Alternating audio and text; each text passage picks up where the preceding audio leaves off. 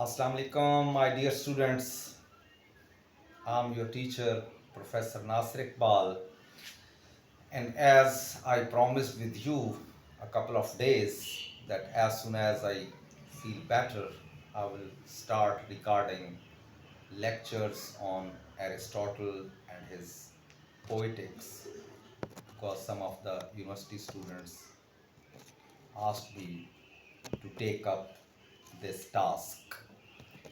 So, before I begin Aristotle, let me tell you, dear students, that there are some books which have their background, which are written in specific background. You will come across certain novels, and I refer to those novels like A Tale of Two Cities and many others that require to know their background. Otherwise, you won't be able to understand the undercurrent running through these books. So far as Aristotle's Poetics is concerned, as perhaps you know, that this book was written in rebuttal to Plato's famous book, The Republic. The Republic is a very nice book, and I think it covers hardly more than 400 pages. So when you find some time after your studies, I recommend to go through this book as well, The Republic. And then you properly know what Plato said about poetry and why he had said such things about poetry. But now, for the time being, it's my duty to sum up those circumstances running in that era when Plato was born, in order to acquaint you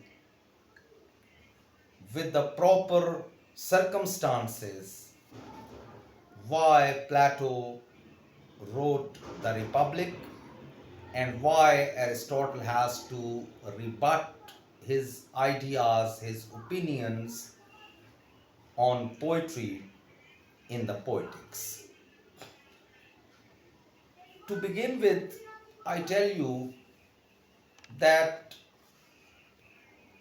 Plato's age, or the era in which Plato was born, was an era of death, decay, and uncertainty. It was the era of war, it was the era of plague, it was the era when literature and art was in decline. The first thing to tell you was that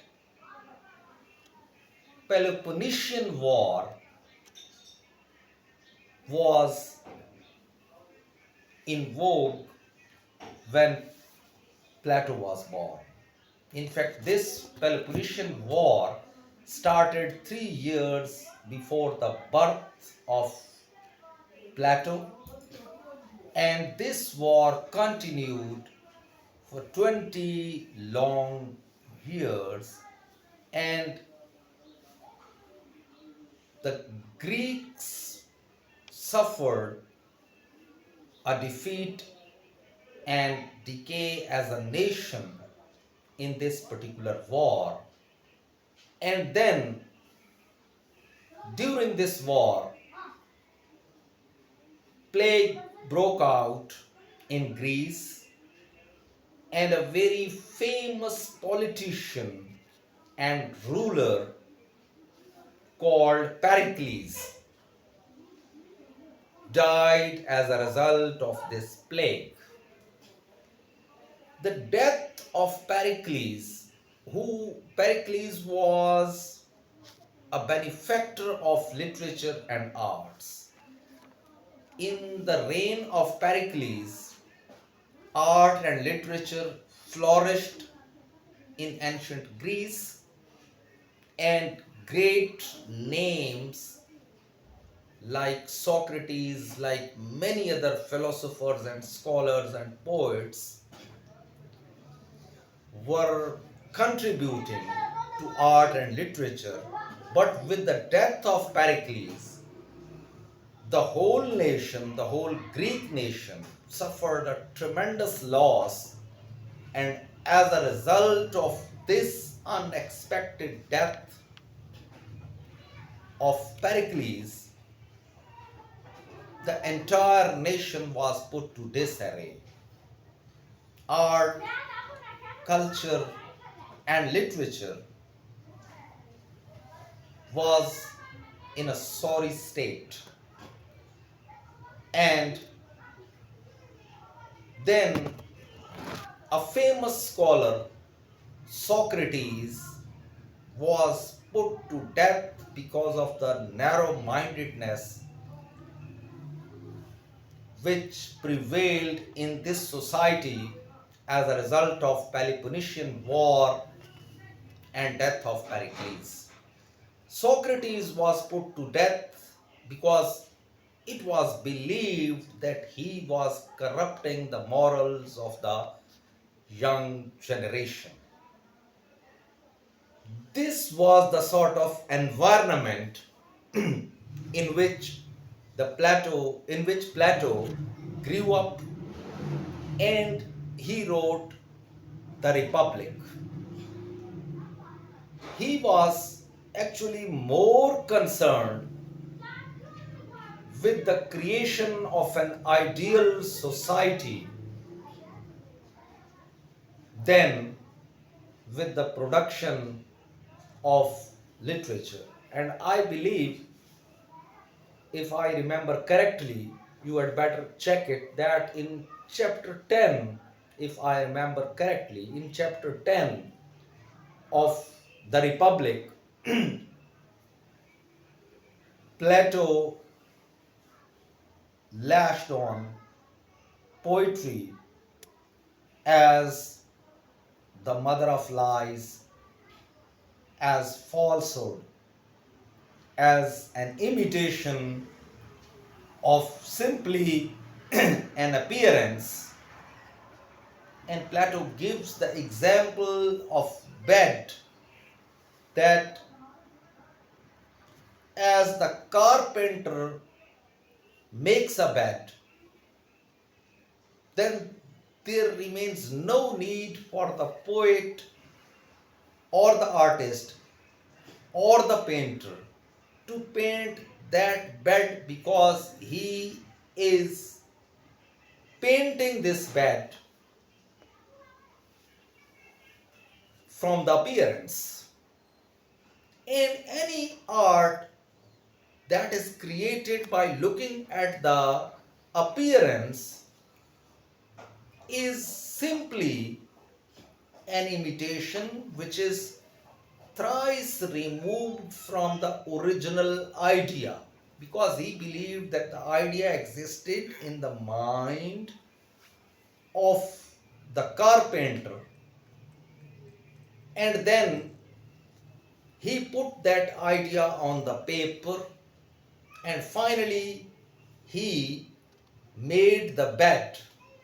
And if the poet or the artist or the painter tries to paint the bed as it is, this imitation, poetic imitation, is thrice removed from reality. It has nothing to do with reality. That is why this poetic representation of bed, or this artistic representation of bed, is beyond the reality. It takes people away from reality. That is why he banned all the arts, and he wrote in the 10th chapter of this book that all the poets must be banished from Greece if they want to make it an ideal republic, an ideal state. Another thing is that he divided arts into two branches. One branch he calls it useful art, and the other branch he called useless art, or you may call it useless arts or useful arts.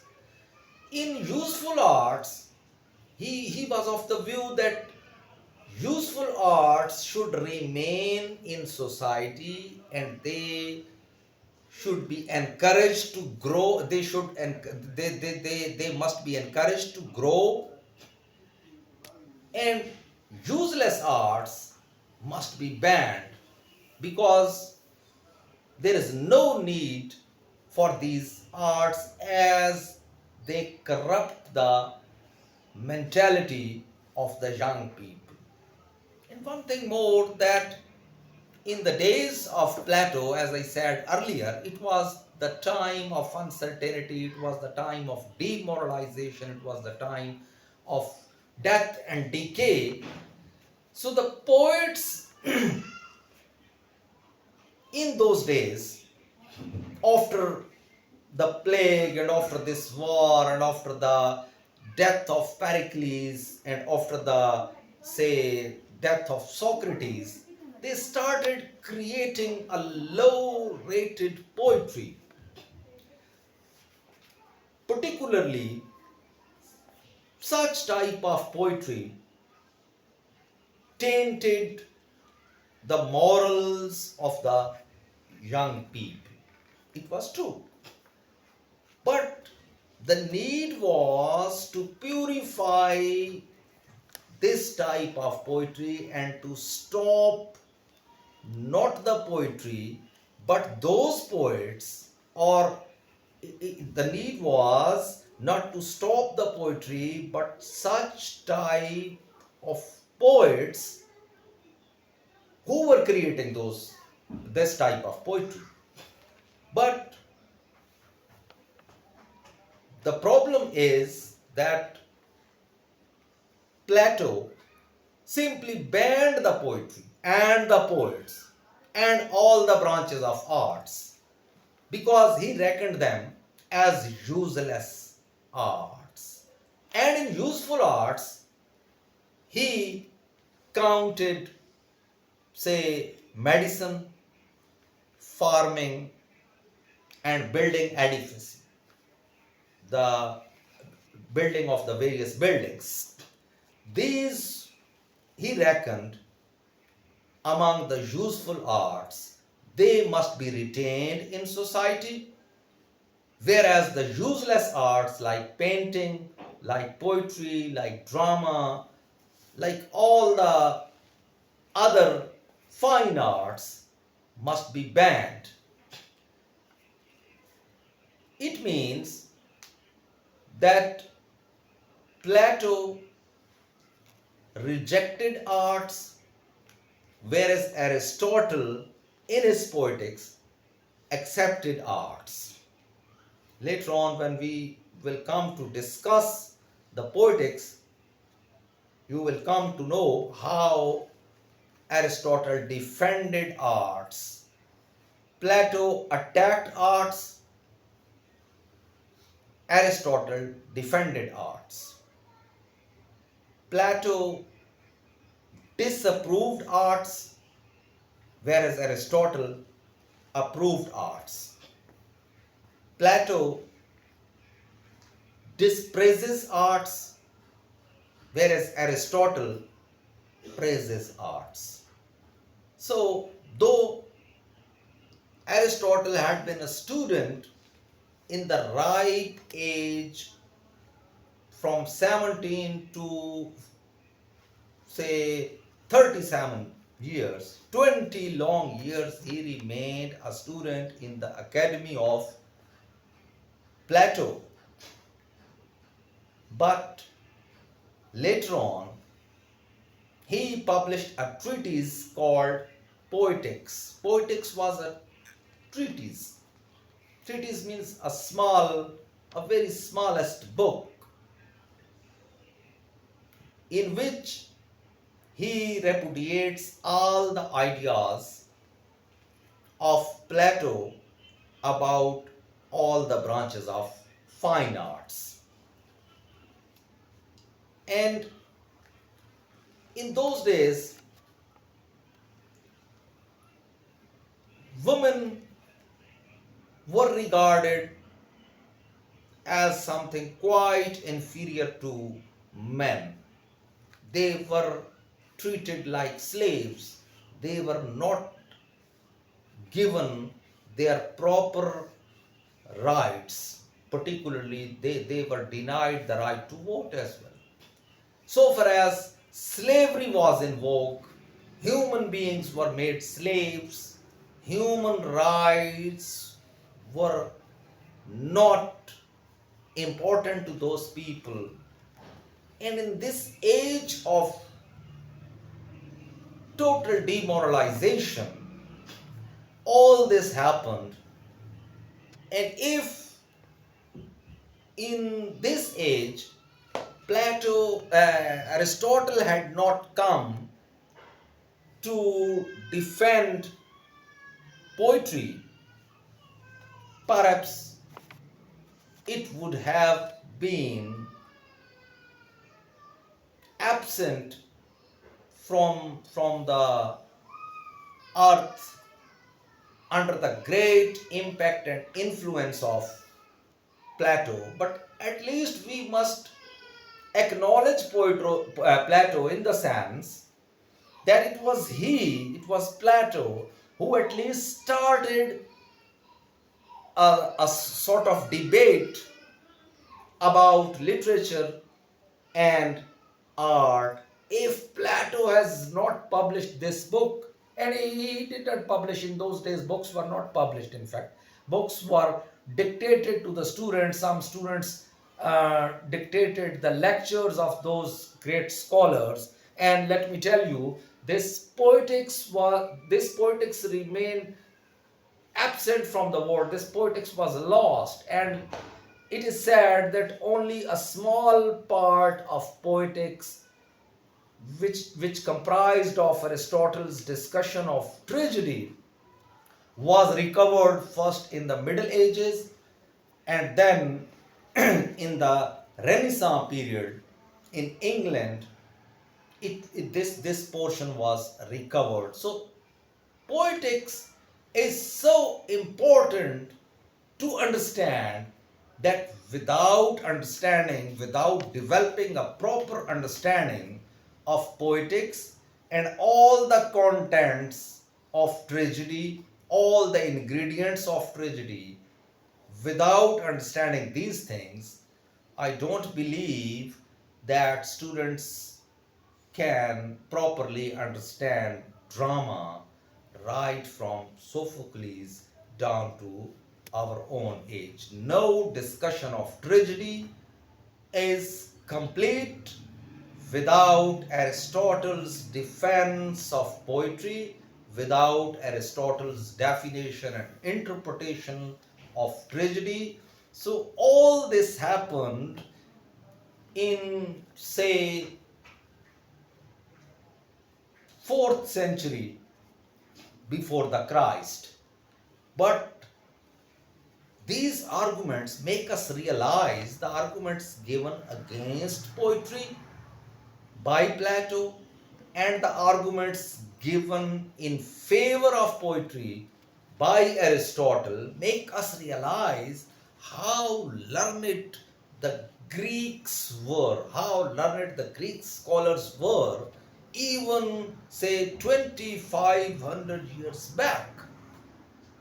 Still, we derive all the beginning of drama and poetry and music and all the branches of fine arts from the discussions going on 2500 years back in ancient Greece. So, after tracing this background, in the next lecture, I would be in a better position to throw light on what is written in Poetics, how Aristotle comes to defend poetry. But I believe that without this brief background to poetry, to poetics, you won't be able to understand what was the need of this poetics. As I said, some books are written in rebuttal of some other books, so those books must be understood, and then you understand the arguments given by the current writer that is in your course, in this case Aristotle and his poetics. So inshallah, within a couple of days, I'll focus myself on Aristotle, his poetics, and how he interpreted the same concept of imitation as interpreted by his master Plato in his Republic. I thank you very much, and if you like my lectures, do share them with the people and subscribe my channel. My mission is to outreach and to spread those lectures to those students who don't study in my college. I want them to listen to me, and this is all my mission. Thank you very much.